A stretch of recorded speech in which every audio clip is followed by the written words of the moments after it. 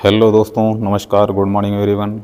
आज हम लोग किरचॉफ से करंट लॉ के बारे में डिटेल से एक्सप्लेन करेंगे। आज जो हम लोग ऑब्जेक्ट है टू वेरीफाई किरचॉफ से करंट लॉ, इसको शॉर्ट नेम में केसीएल भी बोला जाता है। तो आज हम लोग इस एक्सपेरिमेंट को करते हैं। और एक्सपेरिमेंट के वीडियो शुरू करने से पहले आप लोग इस चैनल को लाइक, शेयर, सब्सक्राइब करें। अगर इससे संबंधित कोई क्वेश्चन या फीडबैक देना चाहते हैं कमेंट बॉक्स में ज़रूर सेंड करें। तो चलिए हम लोग वीडियो स्टार्ट करते हैं। देखिए, सबसे पहले हम लोग ऑपरेटर्स की डिटेल जान लेते हैं। ये देखिए रेगुलेटेड डीसी पावर सप्लाई है और इसमें हम लोग देखिए 3 रियोस्टेट यूज किए हैं। ये R1, R2 एंड R3। इन तीनों का डिटेल देखिए। R1 40 ओम, R2 40 ओम सेट किया गया है, R3 भी 40 ओम सेट किया गया है। और इसमें जो है 3 एमीटर को यूज किया गया है। 3 एमीटर, ये I1 को मेजर करेगा और ये I2 को मेजर करेगा और ये जो है I3 को मेजर करेगा। अब बेसिकली ये तो जो है तीनों मल्टीमीटर हैं, लेकिन हम इसको करंट मेजर करने के लिए हम इसको सेलेक्ट किए हैं, यानी किए गए हैं तीनों। ये अलग अलग ब्रांच की करंट को मेजर करेगा। अगर देखेंगे इस ऑब्जेक्ट को स्टार्ट करने के लिए, देखिए इसका जो थ्योरी है, थ्योरी को हम लोग देखिए यहाँ ये पॉइंट जो बनाया गया है इसको हम जंक्शन बनाए हैं। ये देखिए इनकमिंग करंट यहाँ जंक्शन पे आ रही है और ये 2 ब्रांच से आउटगोइंग करंट है।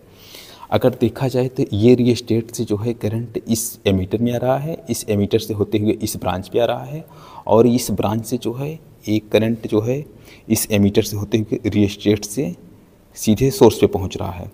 दूसरा जो है इधर से ये जो है ब्रांच डिवाइड होकर के सेकंड एमीटर से होते हुए इस रियोस्टेट से होते हुए यहाँ सीधा फिर सोर्स को रिटर्न पाथ के साथ में निगेटिव पर जो है कनेक्ट किया जाए। ये देखिए ये पॉजिटिव टर्मिनल है और ये निगेटिव, तो ये निगेटिव से कनेक्ट किया गया, तो ये हो गया। अब देखिए इसको ब्रीफली फिर से एक बार बता दे रहे हैं। ये आप सभी का नंबर भी यहाँ पर डिनोट कर दिया गया है और 3 एमीटर यूज किया गया है। ये I1 मेजर करेगा, ये I2 मेजर करेगा, ये I3 मेजर करेगा। इस तरीके है। और इसका जो प्रिंसिपल है, इस जंक्शन पर क्या है कि आने वाली करंट जो ये ब्रांच से है और जाने वाली करंट ये दोनों ब्रांच से जा रही है। तो इस लॉ के अकॉर्डिंग किसी जंक्शन पर आने वाली करंट तथा जाने वाली करंट का अलजेब्रिक सम 0 होता है। इसका मतलब ये होता है कि किसी जंक्शन पर जो आने वाली करंट है उसको पॉजिटिव साइन के साथ मानेंगे और जो जाने वाली करंट है या आउटगोइंग करंट जो है उसको हम नेगेटिव साइन के साथ में, इस तरीके अगर हम सम करते हैं तो उसका अलजेब्रिक सम 0 होता है। अब इसको हम दूसरी लैंग्वेज में ये भी बोल सकते हैं, incoming current equal to outgoing current, यानी कि जितनी हम करंट इनकमिंग पे आ रही है और आउटगोइंग करंट सभी जितने ब्रांच से आउटगोइंग करंट हो रही है उन सभी को सम करेंगे तो ये दोनों इक्वल आएगा। Incoming current equal to outgoing current, इस तरीके यही हमें वेरीफाई करना है। तो अब देखिए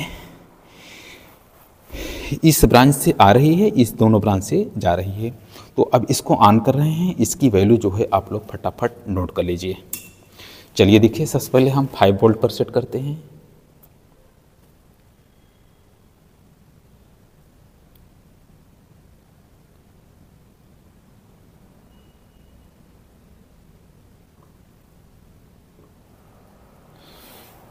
ये 5 वोल्ट पर हो गया है।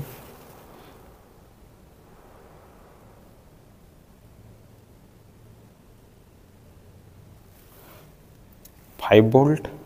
अब इनकमिंग करंट यहाँ से हम लोग मेजर करेंगे 0.07 हम मान लेंगे, 0.07 एम्पियर। और I2 इसकी वैल्यू I1 थी, ये I2 की वैल्यू 0.04। अब यहाँ I3 की वैल्यू नोट करिए 0.03 नोट कर लीजिए। ये हो गया। अब चलिए अगली वैल्यू नोट करिए 10 वोल्ट पर।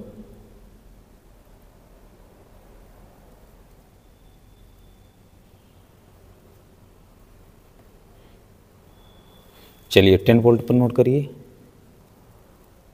अब देखिए ये जो करंट आ रही है वही सेम टू सेम इसमें भी आएगी, क्योंकि देखिए इसी के सीरीज में जोड़ा गया है, तो यानी कि सीरीज में जोड़ने की वजह से जो सोर्स करंट है वही जो है यहाँ पर I1 की करंट होगी। हम सोर्स करंट से भी हम मेजर कर सकते हैं इसको। तो ये देखिए सोर्स वोल्टेज 10 वोल्ट है और सोर्स करंट की अगर बात करें तो 0.16 हम मान सकते हैं, क्योंकि देखिए इसमें फ्लक्चुएट हो रहा है। अब यहाँ देखिए 0.16 नोट कर लीजिए। अब यहाँ I1 की वैल्यू नोट करिए 0.08, I2 की वैल्यू 0.07।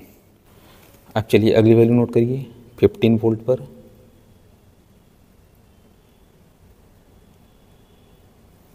ये 15 वोल्ट पर 0.24 एम्पियर नोट कर लीजिए और I1 यहाँ पर भी देख लीजिए 0.24 नोट कर लीजिए और I2 की वैल्यू 0.12 नोट कर लीजिए, I3 की वैल्यू 0.11 नोट कर लीजिए। चलिए अब अगली वैल्यू नोट करिए 20 वोल्ट पर।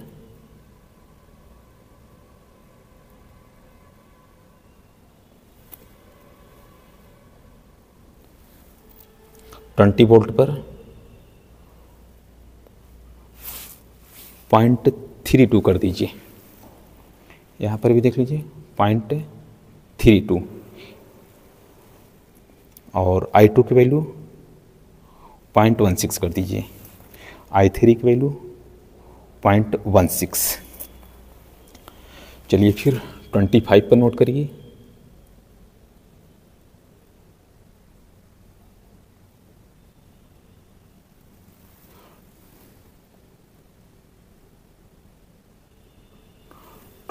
वोल्ट पर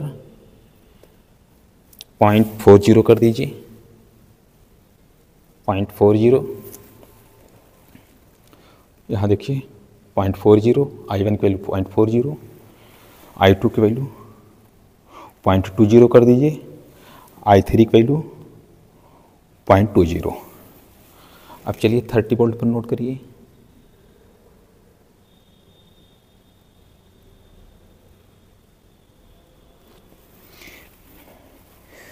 वोल्ट पर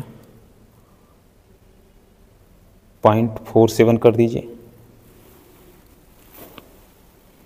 यहाँ देखिए 0.47 कर दीजिए,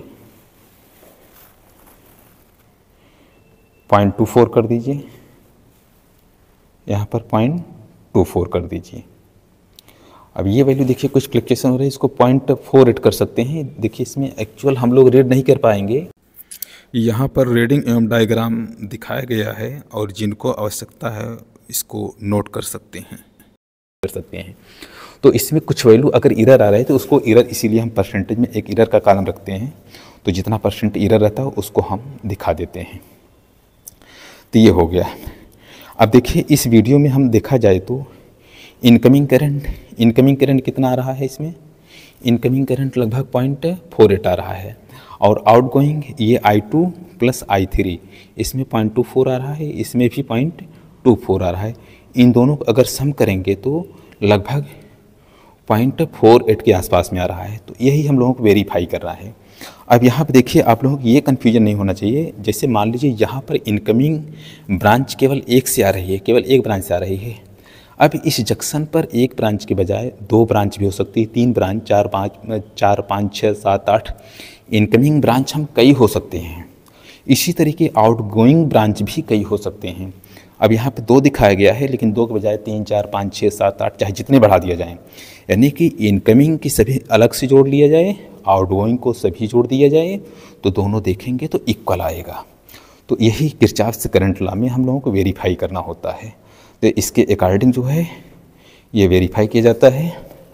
और अगर मान लीजिए आप लोगों को किसी तरीके का डाउट है तो आप लोग कमेंट में क्वेश्चन ज़रूर पूछ सकते हैं और उसका रिप्लाई भी जल्द से जल्द दिया जाएगा।